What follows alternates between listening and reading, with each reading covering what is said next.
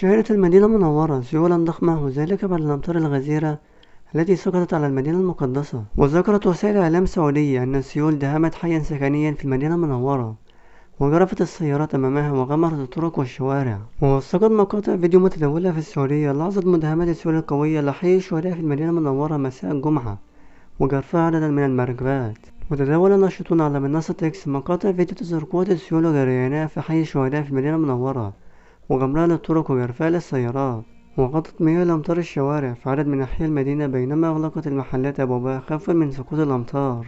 ومن المنتظر أن تستمر الأمطار اليوم السبت، مسببة جريان السيول على أنحاء متفرقة من المدينة المنورة والمدن التابعة لها. سيول المدينة المنورة اليوم من تقدير الله سبحانه وتعالى. في السنوات الأخيرة تغير المناخ في المنطقة العربية بصور متعددة ومتنوعة، من سيول وعواصف وفيضانات، كل هذا مع نهاية فصل الصيف وبداية فصل الخريف ودخول فصل الشتاء. ولحد هنا ونكون وصلنا الفيديو. ما تنساش تشترك في القناة وتفعل زر الجرس وتعمل لايك للفيديو ليصلك كل جديد. والسلام عليكم ورحمة الله وبركاته.